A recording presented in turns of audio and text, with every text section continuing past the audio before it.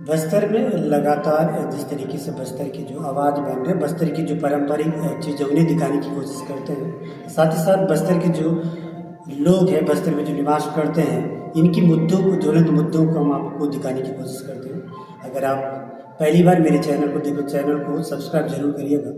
Video जनता हित में रहती है और लोगों की जो आवाज़ है वो रहती है। हमारी कोशिश रहती है कि जो ज़रूरतमंद है इस तरह वीडियो देखें और जो जानकारियाँ लोगों को नहीं मिलती है वो भी जानने की कोशिश करें। और आज हम बात करेंगे तेलंगा और तेलंगा जो समाज है, ये समाज की, क्योंकि महासम्मेलन की भी हमने कवरेज दिखाया था। कोतापाल में इन्होंने कार्यक्रम किया था।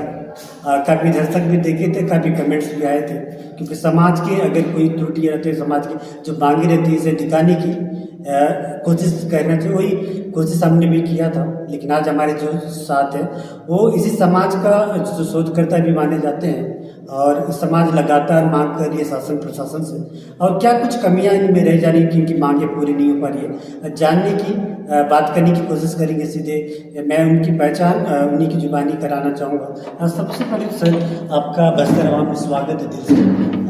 जिस तरीके से आप समाज के लिए काम कर रहे हैं, अपने आप में ही तारीफ करूँ तो बिल्कुल कम होगा, लेकिन समाज, ऐसे समाज जो भी पीड़ित रहे या जो भी मांग करते उनके साथ बने रही है, हमारी अपील है आपके साथ। तो आपके सबसे पहले तो अपना पहचान बताएंगे। मैं डॉक्टर सुशील कुमार कुहाड़, रायकुंवर। हम मूलतः बस्तर के ही है 250 साल पहले, लेकिन हम एमपी में बस गए, बैतूल में।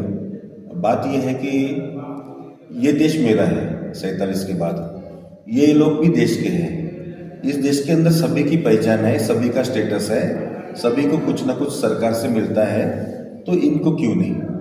अब खोजते खोजते मैं यहाँ तक आया क्योंकि हम लोग भी पीड़ित है राज्य विभाजन 1953-56 के।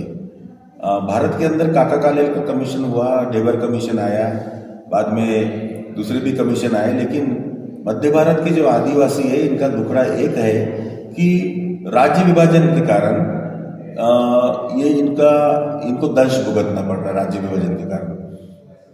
और उसके कारण आदिवासियों का जो संगठन था पारंपरिक, वो टूट गया है। टूटने के बाद जो भारत सरकार में जो मुलाजिम आए उन्होंने भी उस पर कुछ नहीं किया। उदासीन सरकार, उदासीन प्रशासन, एक तरफ पुलिस का डर, एक तरफ नक्सलवादी एरिया, दुर्गम प्रदेश, कोई पुल नहीं, कोई रास्ता नहीं, जंगल बहुत बड़ा, जंगली जानवर, ये सब बातों को बिलोंग करता है, इस चीज़ को निर्भर है। तो यहाँ पर कोई खोज करता नहीं है। इसके पहले दंतेवाड़ा तक कुछ लोग आते थे, रायपुर से या फिर भोपाल से और नागपुर से भी आते थे, लेकिन अभी दक्षिण बस्तर में किसी ने ये खोजा नहीं। ये छोटी सी माइनर ट्राइब है जो कि ट्राइबल सबडिविजन ऑफ गोंड बोला गया है। जितने भी 1827 से जो हमने जितने भी किताबें देखी है 1950 के पहले अंग्रेज लोगों ने लिखा है, जिस किताब से अन्य आदिवासी लोग आदिवासी बने, उसी किताब में इनका भी लिखा हुआ है। और 1950 के पहले सीपीआई बेरार की राजधानी नागपुर थी, उसमें जो 3 नोटिफिकेशन निकले थे, उनमें जो घोषित आदिवासी जनजाति है, घोषित मूल निवासी जनजाति, डिक्लेयर्ड एज एबोरिजिनल ट्राइब, इसमें झाड़ी तेलंगा शामिल है। झाड़ी तेलंगा कौन है, तो ये देखने आए तो इनके देवी देवताओं से पहचान हुई। रसेल की किताब है 1916 में लिखी है। झाड़ी तेलंगा एक स्वतंत्र प्रकरण है वहाँ पर। और W.V. ग्रिक्सन ने भी 1938 में लिखा, बाद में लाला जगदलपुरी जी ने लिखा। तो बहुत सारे लेखकों ने इनका वर्णन किया है। ग्लासपर्ट ने 1862 को लिखा है। तो ये तेलंगा जनजाति या फिर झाड़ी तेलंगा, ये कोई तेलंगाना से नहीं आई है। इनकी विशेषता यह है कि ये झाड़ी प्रदेश में रहने वाले और माड़ प्रदेश में रहने वाले माड़िया। तो जो ब्रिटिश अथॉरिटी थी उन्होंने झाड़िया माड़िया सेम थिंग, यानी ये दोनों एक ही है मूलतः, और दोनों संस्कृति से एक ही है, सरनेम भी एक जैसे है और जितना भी कुछ है वो एक जैसा है। लेकिन भारत की जो सूची बनाने वाले थे, जो शेड्यूल ट्राइब की सूची, तो जो संविधान में सूची है आज, राज्य विभाजन होने के कारण पहली सूची कट गई जो 56 तक थी, उसमें इनका रेफरेंस आता है। उसके बाद मध्य प्रदेश में की राजधानी बनी भोपाल, तो वहाँ बस्तर इलाका चला गया। उसके बाद रायपुर बनी, तो इसमें क्या है कि जो प्रशासन के लोग हैं यहाँ तक नहीं पहुंचे और प्रशासन की गलती ये लोग भुगत रहे, राज्य विभाजन का दंश भी ये लोग भुगत रहे, तो इनकी तरफ ध्यान देना बहुत आवश्यक हो गया है।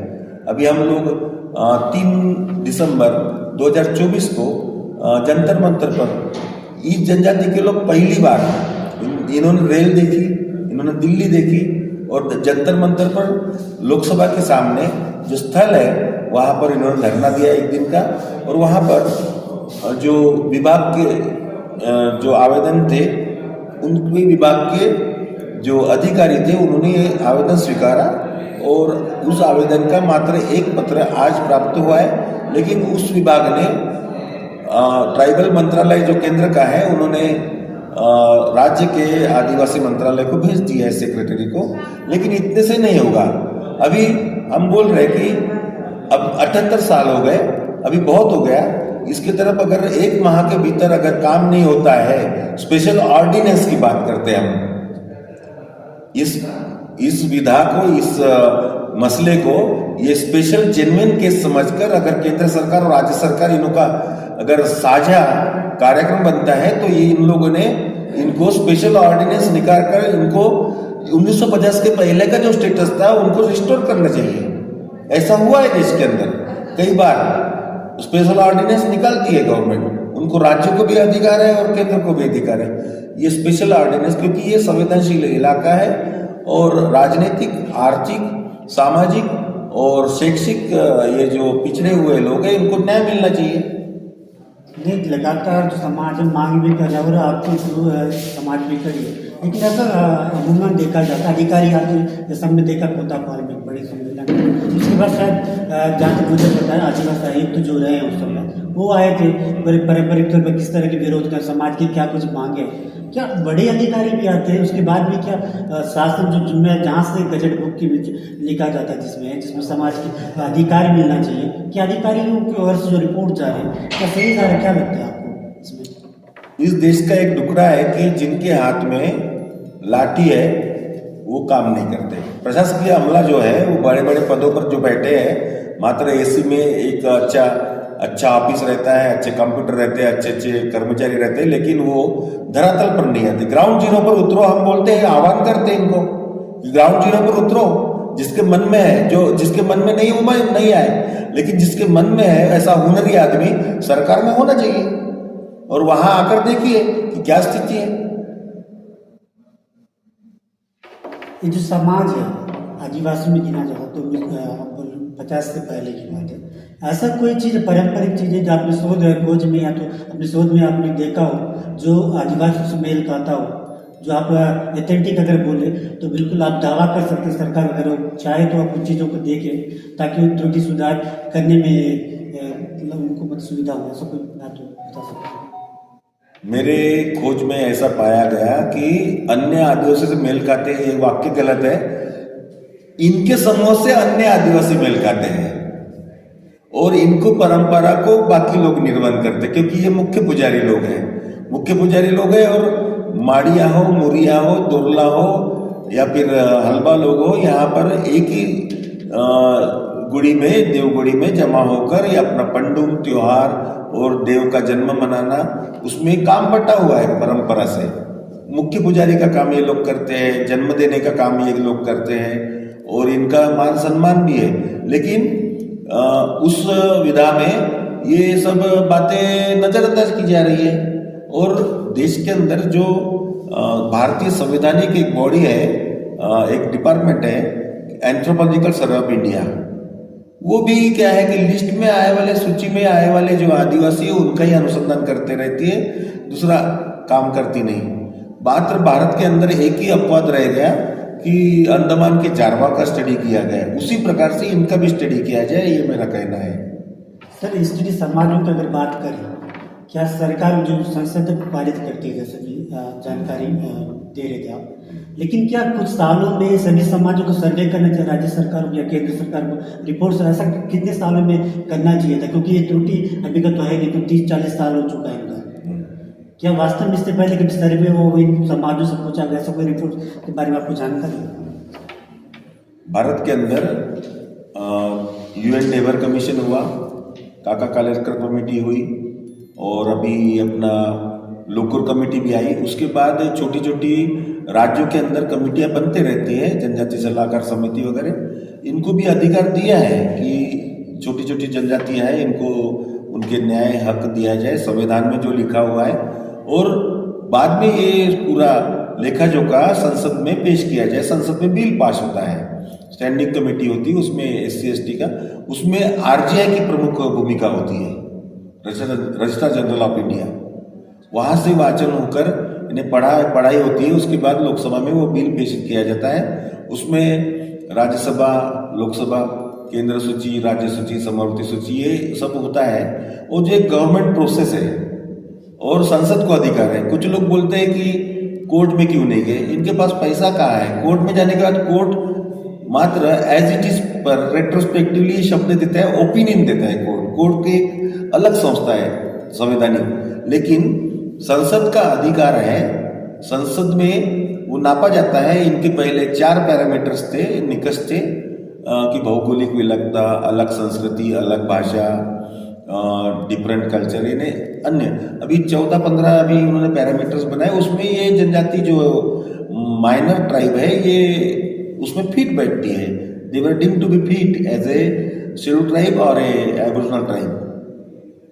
चलिए, धन्यवाद सर, आपने बहुत कुछ जानकारी दिया है। क्योंकि समाज की जो जरूरत है उसका आरक्षण है, क्योंकि पूर्व में अगर मिलता रहा तो आगे भी मिलना चाहिए। लेकिन आप जिस तरीके से संघर्ष लगातार समाज के साथ कर रहे हैं, हम कोशिश करें बस्तर अवाम के माध्यम से इस तरह की खबरें भी दिखाएंगे। और दोबारा अगर मौका मिले तो बिल्कुल आपके माध्यम से जो अन्य समाज वो भी देने की कोशिश करेंगे इस पर। मैं तो एक मार्गदर्शक हूँ। देश के अंदर पढ़े लिखे हमारे जैसे लोग होते हैं, तो ये छोटे छोटे से टूटे वाले, शोषित, वंचित, पीड़ित, SC ST के हो या कोई भी समाज के हो, किसी धर्म के हो, ये देश हमारा है। स्वतंत्रता, न्याय, समता, बंधुता, ये हथियार हमारे भारतीय संविधान ने दिए। उसका मैं प्रयोग करके इन लोगों तक पहुंचता हूँ, ऐसे अन्य समाज तक भी पहुंचता हूँ। आंध्र, तेलंगाना, उड़ीसा, झारखंड, मध्य प्रदेश, विदर्भ, ये ऐसी जगह पर जहाँ जहाँ बुलाते हैं तो वहाँ पहुँच कर मैं स्टडी करता हूँ। और मैं बस्तर 2013 से आ रहा हूँ, इसलिए मैं कोई किसी जनजाति का हम विरोध नहीं करते, वो भी हमारी ही है। क्योंकि मैंने भी SC ST जो मूवमेंट था उसके अंदर मैं ये सीखा, किसी से द्वारा सीख कर ही मैं यहाँ आया हूँ और सीखने के बाद मैं इनको सिखा रहा हूँ। क्योंकि संघर्ष करना है और इस देश के अंदर रहना है, देश को आगे बढ़ाना है, प्रगति पर ले जाना है। प्रगति के संसार में हम लोग क्यों नहीं है, राष्ट्र की विचारधारा में हम लोग शामिल क्यों नहीं है, इस प्रश्न चिन्ह मेरे सामने रहता है। इसलिए मैं यहाँ तक आता हूँ। और बस्तर के जितने भी लोग हैं, मुझे ये समाज या फिर अन्य समाज जिनसे आप जैसे लोगों से परिचय हुआ है, वो प्रेम करते हैं। और इस प्रेम का ही मैं भूखा हूँ और इनके यहाँ दाल चावल जो भी मिल जाए वो मैं खाकर यहाँ पर जिंदगी गुजार लेता हूँ। चाहे 10 दिन रहना पड़े, 5 दिन रहना पड़े, मैं तो रहता हूँ। हाँ, ये शासन इस लड़ाई में हम लोग जो स्थानीय समाज है उनके साथ अभी चर्चा कर रहे हैं और वहाँ से भी अधिकतर समाज से सकारात्मक सहयोग मिल रहा है। भविष्य में हम लोग सभी को साथ लेकर शासन तक जाने की कोशिश कर रहे हैं, ताकि उनके माध्यम से भी हमारे बारे में शासन तक मैसेज जाए। और अभी तक हम लोग जितने भी कार्यक्रम है, तीज हो, त्यौहार हो, पंडुम हो, जो भी सामाजिक कार्यक्रम है, ये हम लोग पंडित के साथ करते नहीं है। जो हमारे पुजारी फिरमा है उन्हीं से करते हैं। और जितने भी पंडुम है इसमें हम लोग आदिवासी दर्जा जिनको प्राप्त है, जैसे हलबा, दोरला, मुरिया और प्रधान है, उनके साथ ही हम लोग भी उन्हीं गुड़ियों में उन्हीं परंपराओं को, उन्हीं रीति रिवाजों को पालन करते हैं। और हम कुछ जगहों में हमारे पुजारी फिरमा गायता लोग हैं, तो कुछ जगह में उनके पुजारी फिरमा गायता लोग हैं। तो इस प्रकार से देखा जाए तो वो मेन परंपरा, मेन रूढ़ी एक है, तो हम अलग कैसे हो सकते हैं। सरकार से यही हमारा सवाल है। तो इसलिए हम चाहते हैं या तो 1950 के पहले की स्थिति को वापस लाया जाए या फिर हमारे एक बार पुनः जांच किया जाए, ताकि हमारे जो स्टेटस है, हमारी जो पहचान हो शासन के सामने आ सके। जबकि शासन खुद हमको आदिम कृषि जनजाति के नाम से जानती है, लिखती है, पर हमारे साथ जो अन्याय हो रहा है संवैधानिक तौर पे, शासन उस पर ध्यान नहीं दे रहा है। इसलिए हमको आंदोलन करना पड़ रहा है।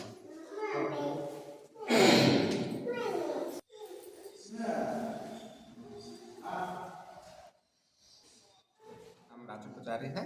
मैं तेलंगा समाज का जिला सचिव हूँ। तेलंगा जो 1950 से पहले आदिवासी का दर्जा प्राप्त हुआ था और वो प्रांत राज्य बंटने के कारण वो जाति छूट गई है।